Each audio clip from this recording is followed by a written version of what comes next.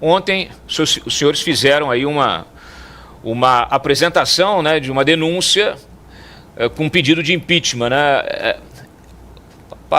praticamente aí deputados, né, e ali com a presença de alguns senadores. Eu vi o Magno Malta, a gente até separou aqui parte do discurso seu, do Magno Malta, do Marcel Van Hatten, mas como o senhor está aqui hoje, vamos diretamente aqui. Qual é a fundamentação desse novo pedido de impeachment e a importância dele agora, né, porque a gente tem visto uma repetição, né, de pedidos de impeachment que nunca dão em nada.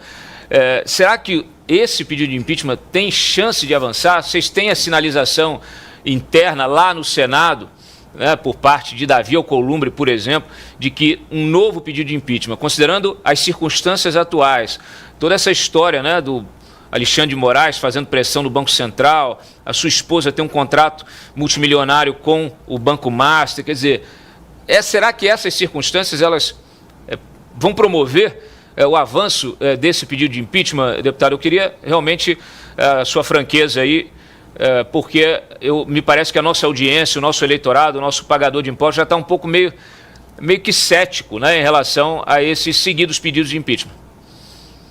É importante deixar claro para a população brasileira, e principalmente para a sua audiência, que é uma audiência conceituada. As pessoas sabem o que fala, observam, procuram as informações detalhadamente. E estão cansadas, obviamente, de nada acontecer. Agora, eu, como liderança da oposição, não podíamos ficar parados. Então, suspendemos momentaneamente o recesso parlamentar, chamei todos para Brasília, foram 2 senadores, quase 20 deputados, mas tínhamos 14 assinaturas de senadores, 103 de deputados até ontem. Falta atualizar hoje, eu não tenho dúvida nenhuma que esse número aumentou. Agora, essa questão do impeachment para avançar é uma questão política. Todos nós sabemos que o Senado Federal nunca fez o impeachment de um ministro da Suprema Corte na história do Brasil. Agora sim, deputado. Me desculpe, Cláudio. Se agora vai, por favor, retome seu raciocínio. Olha, veja só, então, o que é importante, eu não vou ser líder da oposição para estar jogando para a galera, para estar pedindo likes, para ser espalhafatoso, de forma alguma. Eu tenho que ser consciente e claro com a população brasileira. Cabe a pressão também da população em cima dos parlamentares. Eu estou colocando o meu na reta, desculpa a palavra, Cláudio. Amanhã a Polícia Federal pode estar na minha casa, como já teve de vários parlamentares, por nada. Porque estamos num estado de exceção, onde o devido processo legal não é respeitado, onde a legislação não é respeitada, onde o Congresso Nacional, que é a voz do povo, que representa 100% da totalidade da população brasileira, não é respeitado. Hoje o Congresso Nacional está sendo esmagado, literalmente, pela Suprema Corte. Hoje só existe um poder da República que manda e desmanda, faz o que quer, da forma que quer. Isso aí é público da opinião brasileira. Inclusive, vários meios de comunicação já estão se dando conta do monstro que criaram, que foi o superpoder da República, que está acima dos demais. Você vê um ministro hoje rasgando a Constituição, fazendo leis, dizendo o que é ilegal e o que não é ilegal, e colocando no papel o que é para ser feito. Isso aí não pode. Não cabe ao STF agir desta forma. E você vê hoje o Congresso Nacional tendo as suas decisões rasgadas pela Suprema Corte, sem amparo na Constituição, porque a missão constitucional do STF está clara lá no artigo 102 do Congresso Nacional, cabe o equilíbrio dos poderes. E o Congresso está devendo muito nisso. Por quê? Para a população entender. O Congresso é feito de 594 parlamentares, 81 senadores na Casa Alta e 513 na Casa Baixa, que é a Câmara dos Deputados. Então ela tem que ter uma maioria, tem que se construir uma maioria. E nós, da oposição, não temos essa maioria. Temos maioria quando o Centrão se une a nós. Mas o Centrão, todo mundo sabe como o Centrão funciona. Ele é fisiológico. Ele não quer saber quem está no poder. Ele quer saber de estar com as benécias do poder. Então a minha parte como líder da oposição foi de cancelar o recesso momentaneamente, voltar para Brasília para informarmos mais esse pedido de impeachment contra o ministro Moraes. São provas robustas, Cláudio, e a sua audiência, e o nosso comandante que aí está, o nosso Ari. Você vê o ministro da Suprema Corte agindo como advogado do Banco Master, que decretou o seu fechamento através do Banco Central. Você vê o outro ministro querer interferir diretamente, agindo de ofício, sem ser provocado. Isso não pode acontecer em uma democracia. Por isso que eu falo sempre que a nossa democracia está vivendo sobre a ajuda de aparelhos. Então você tem esse contrato milionário. Você tem um ministro que é esposo da advogada que assinou esse contrato milionário. Você vê o ministro agindo politicamente para desfazer uma decisão do Banco Central. Então ele cometeu crime de responsabilidade tipificado no artigo 39 da Lei 10.079, que o ministro Gilmar Mendes queria rasgá-la e, o pior, ele queria reescrevê-la. Uma lei que está em vigor desde 1950, que já cassou 2 presidentes da República. Ora, em uma democracia, Cláudio, ninguém está acima da lei. Hoje temos pessoas em cima da lei, que é os ministros da Suprema Corte. Em especial o senhor Alexandre de Moraes, que é o campeão de processos de impeachment, que infelizmente não avançam por conta do nosso Senado Federal, que a grande maioria lá não quer. Mas o que mudamos nesse sentido? Mudamos através da pressão popular. Hoje, eu recebi agora a informação, já temos 19 assinaturas de senadores, já subiu para 130 deputados. Queremos apresentar esse processo de impeachment com o maior número da história, mais de 150 deputados e mais de 40 senadores, para ter uma robustez política e fazer a pressão no Senado Federal, com base no artigo 49 e 52, tem a determinação de equilibrar os poderes, bem como afastar ministro da Suprema Corte, dando a ele todo o devido processo legal, para que ele se defenda e, no final, se ele tiver 54 votos contrários, ele vai ser impeachmentado. Se não conseguimos os 54 votos na votação, ele continua no cargo. Deixa eu só insistir numa questão que ela virou realmente uma pedra no sapato aí, que é, ou uma pedra no caminho, que é o Davi Alcolumbre. Davi é essa rocha intransponível no acesso dos parlamentares ao impeachment de um ministro do Supremo. Ele, inclusive, jogou junto com o Alexandre de Moraes agora recentemente para tentar emplacar o Rodrigo Pacheco em vez do Jorge Messias. Ou seja, o Davi Alcolumbre é um parceiro do Alexandre de Moraes. Eu sei que tem algumas iniciativas no Congresso para tentar retirar dele esse poder exclusivo de apresentar, de abrir, de instaurar um processo de impeachment. Então eu volto só nessa questão. Os senhores têm alguma sinalização diferente do Davi Alcolumbre? Como que os senhores esperam convencê-lo a instaurar desta vez esse processo de impeachment?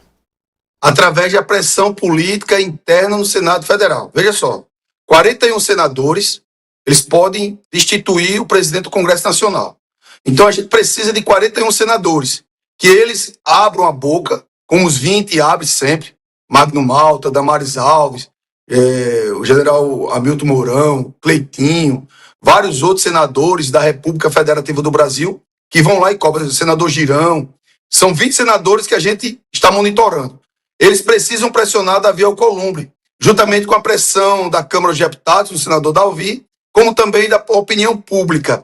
Só assim que ele vai aceitar para colocar em votação. Porque o primeiro passo é ele colocar em votação. Se tiver 41 votos, o processo é aberto. O ministro é afastado 180 dias. Posteriormente, para ele ser cassado, precisa de 54 votos.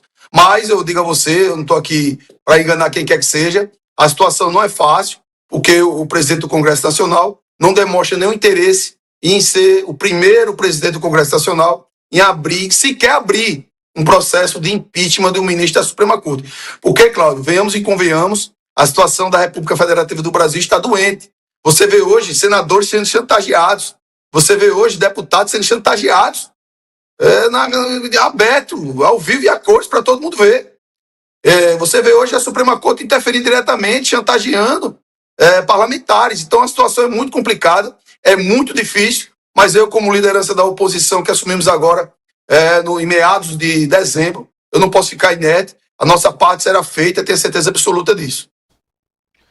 Eu estou vendo aqui o pessoal no chat tá pedindo, Ari, primeiro para vocês se articularem para destituir o Davi Alcolumbre, e aí sim a gente terá a chance de abrir um processo de impeachment. Deixa eu trazer uma notícia nova. Eu já vou abrir para você, Hugo. Aliás, na volta, coloca o Hugo de novo na tela, eu quero ver se ele quer fazer algum comentário. A gente tem uma notícia. Você quer fazer um comentário antes, Ari? Um comentário breve ao deputado. Coloca o Ari e o deputado na tela, por favor.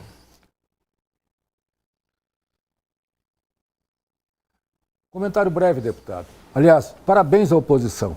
A oposição tem feito um trabalho fantástico nessa legislatura. Na Câmara. A oposição é a responsável por nós termos ainda essa democracia que ainda viceja e que inspira. O trabalho da oposição é fantástico, permanente, tem conseguido grandes méritos. Mas eu vou lhe contar um detalhe importante no que o senhor está falando. Meu pai foi deputado há muitos anos e eu acompanho o Congresso há mais de 60 anos.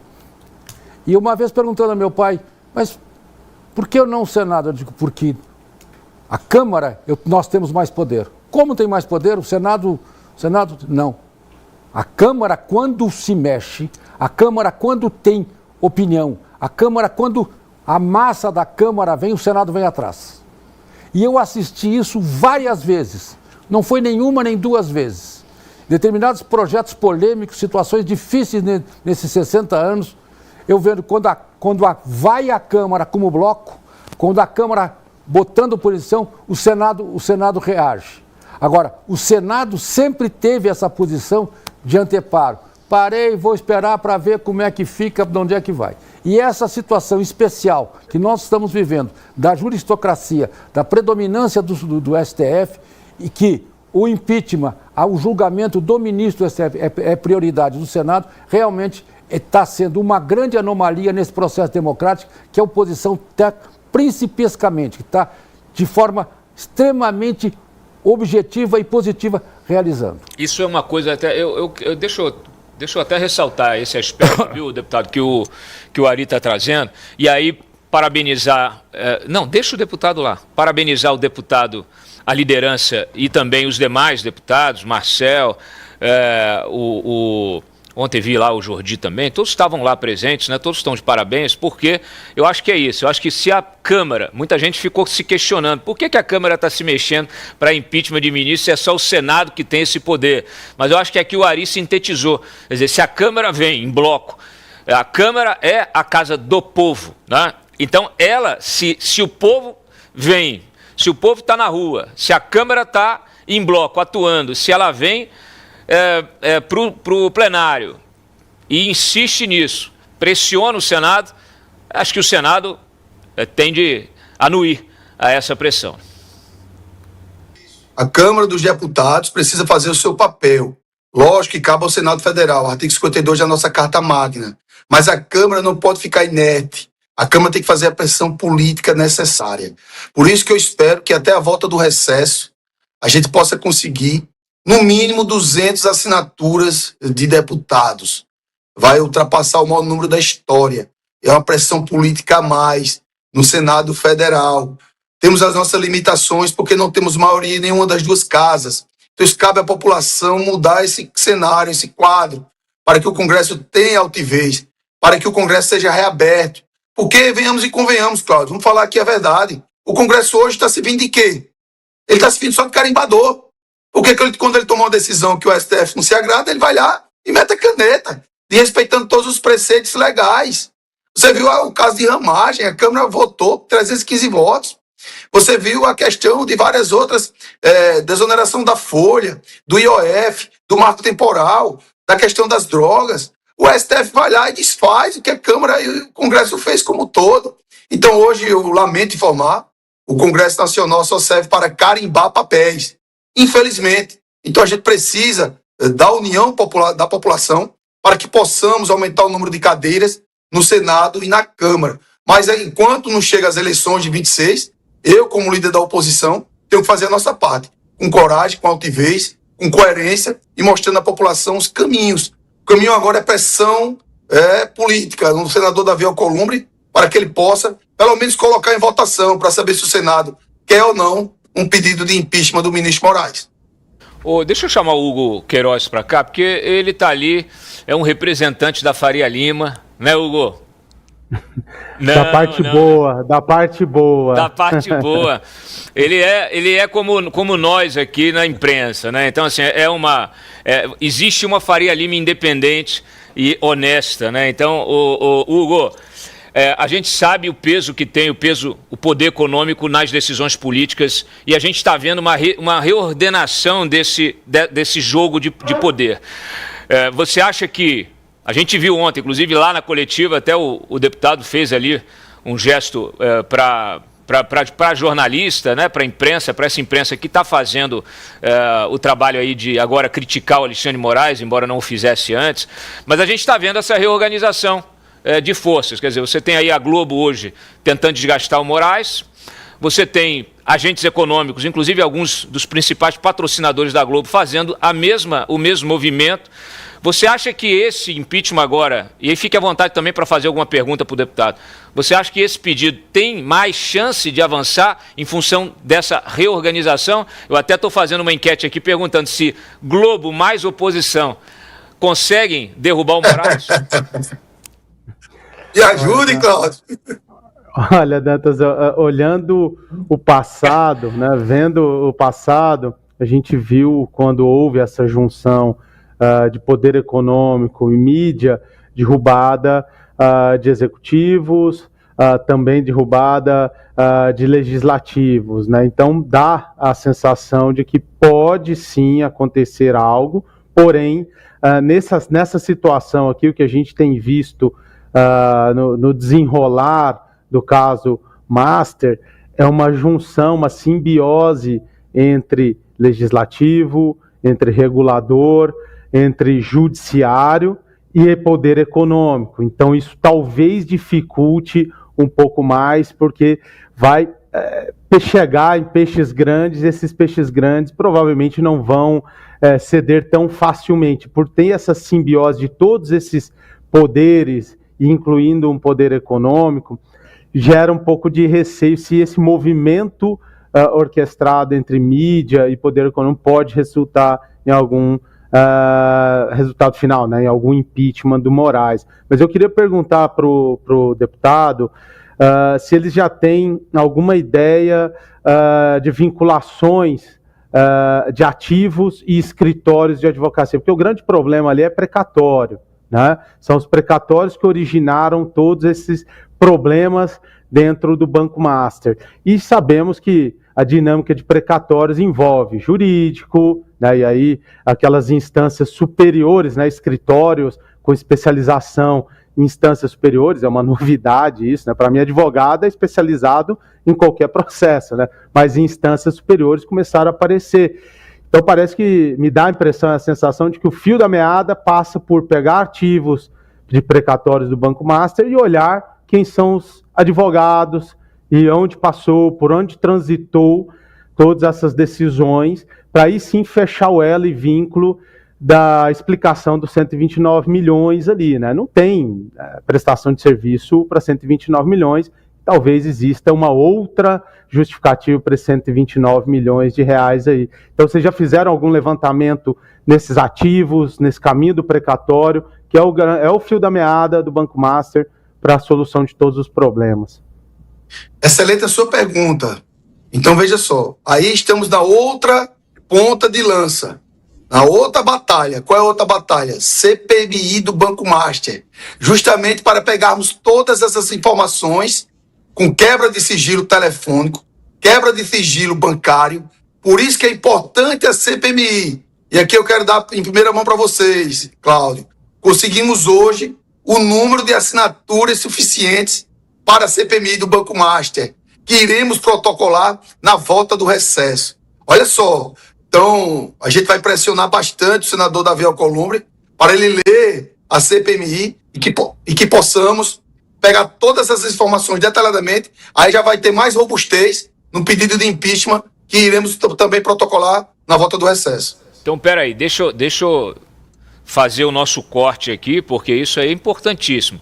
A gente está aqui com um breaking news, com uma informação exclusiva, em primeira mão, o líder da oposição na Câmara trazendo para vocês que estão nos assistindo a informação de que o pedido para a instalação da CPI, da CPMI do Banco Master, ele já alcançou as assinaturas necessárias. É isso, deputado? Quantas assinaturas?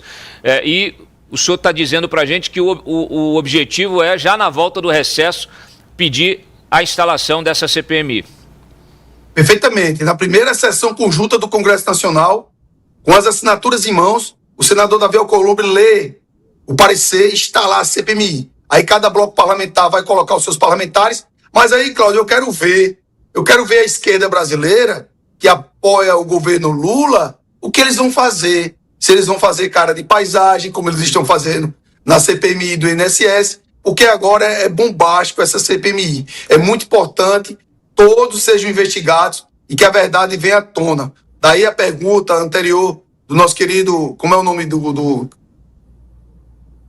Hugo Queiroz. Nosso comandante Hugo, nosso querido Hugo fez, brilhante. Daí teremos robustez de provas com todas as informações que a CPMI vai buscar. Então já temos assinaturas suficientes, Cláudio. Primeira mão que eu estou dando aqui para vocês, sua audiência, o nosso líder, Carlos Jordi, que é o autor da CPMI, conseguiu as assinaturas suficientes. Até o protocolo, na primeira sessão do Congresso, eu não tenho dúvida que vai aumentar mais ainda o número da CPMI, só está aumentando.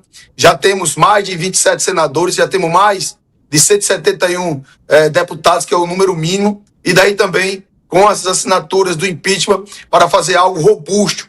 Nunca na história teve uma organização da oposição nesse sentido. Agora, se vamos conseguir o nosso objetivo de restabelecer o Estado de Direito, de restabelecer a democracia, de restabelecer o funcionamento da Constituição, de restabelecer o equilíbrio dos poderes, aí é outro resultado final das nossas batalhas. Mas na nossa parte, Cláudio, tenho certeza absoluta que estamos fazendo. Essa CPMI, o pedido então de instalação é do Carlos Jordi. Ela não se confunde com aquela outra do Hollenberg, né?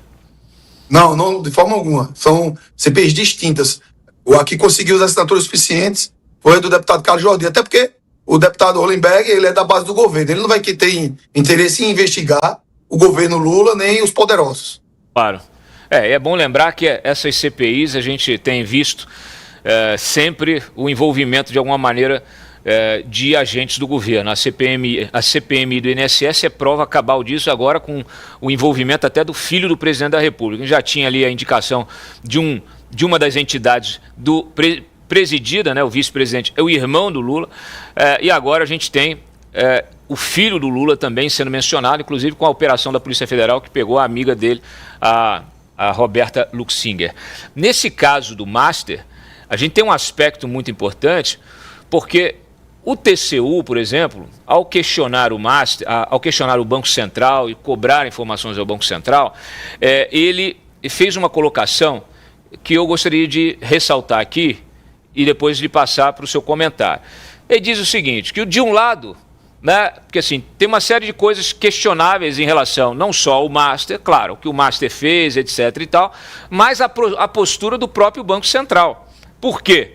De um lado, aí abre as aspas aqui, por demora relevante na condução e no equacionamento de alternativas de mercado para solucionar a crise do Master, e de outro, por precipitação na adoção da medida externa de liquidação, que a gente sabe que é uma medida extrema, né? Das três medidas, regime especial, intervenção e liquidação. A liquidação é a última medida, é aquela realmente medida extremada. E aqui realmente acaba trazendo prejuízo para o poupador, para o cliente do banco, para aquele que estava ali investido no banco, efetivamente, né? Quando você tem uma intervenção ou você tem um regime de especial, você tem a possibilidade ainda de recuperação, de recapitalização do banco para que todos os compromissos sejam honrados. Quando há liquidação, como aconteceu nesse caso, aliás, uma liquidação que ela acontece junto com a operação da Polícia Federal, algo que nunca aconteceu na história, né? E eu acompanho esses escândalos político-econômicos há muitos anos,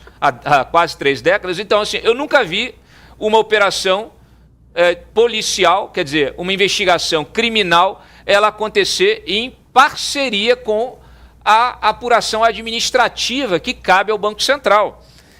O Banco Central faz a apuração administrativa. Ele, normalmente, ao fim da apuração administrativa, encaminha ao Ministério Público, olha, aqui estão os nossos achados, aí vocês decidam o que vocês fazem aí. E aí a abertura de uma investigação criminal. Me parece que algumas etapas elas foram, vamos dizer assim, esquecidas nesse processo. E a gente sabe que o Banco Central atual é aparelhado pelo Lula, pelo PT, Gabriel Galípolo, outros diretores. Cada vez está mais claro, e hoje a gente tem a Polícia Federal pegando o depoimento de todos os envolvidos aí, mas cada vez fica mais claro que tem diretores que tiveram uma atuação aí absolutamente questionável nesse processo. Então, uma CPMI do Banco Master, ela pode avançar não apenas naquilo que está de errado nessa operação do Master, né, do seu crescimento, de como se deu esse crescimento, mas também qual foi a postura do Banco Central nisso. E ontem, deputado, nós estávamos conversando aqui, né, Hugo, justamente sobre instruções normativas que foram feitas pelo Banco Central e que permitiram, por exemplo, num primeiro momento, que esses bancos, não só o Master, mas o Master, boa parte da operação dele é em precatórios, como mencionou o Hugo, precatórios daquele antigo Instituto do Álcool, né? Que a gente sabe que praticamente isso é papel podre, né? A gente tem aí várias, inclusive, investigações criminais sobre isso ao longo da história e que, de repente, em determinado momento, nós tivemos aí a justiça, o judiciário, a cúpula do judiciário, validando, né, parte desses créditos, né, desses títulos creditórios, permitindo que eles pudessem ser avalizados tecnicamente pelo Banco Central e depois capitalizados pelo mercado. E o que o Banco Master fez foi justamente se beneficiar disso, pegando títulos, comprando títulos a 25% do valor de face, internalizando, vendendo entre eles por 50% e depois colocando no mercado a 100%.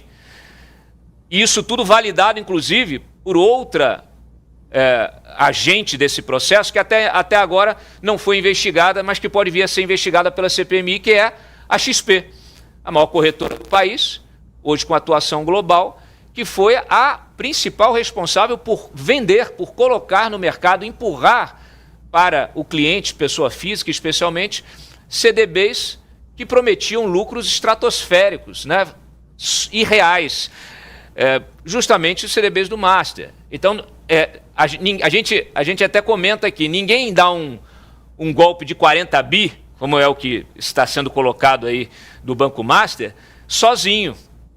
Então, de repente, você tem aí uma investigação, o Vorcaro é o grande pilantra dessa história, o grande criminoso dessa história. Espera aí, né?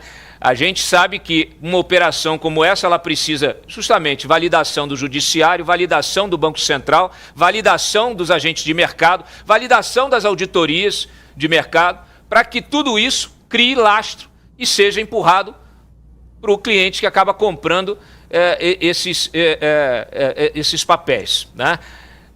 E vários outros bancos operaram também com papéis desse mesmo naipe aí, a gente sabe.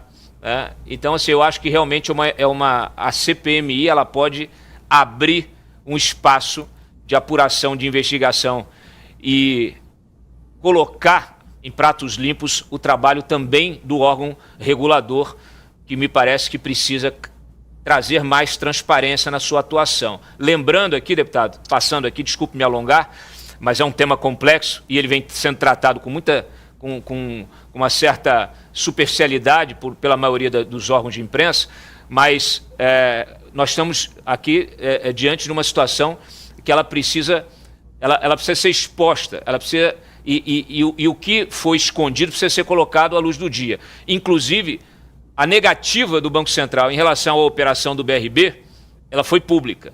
Mas a fundamentação técnica nunca veio a público, nunca foi compartilhada nem com os agentes envolvidos. O BRB e o Master, agora liquidados, esperam até hoje a explicação, a fundamentação técnica da decisão do Banco Central de impedir a operação.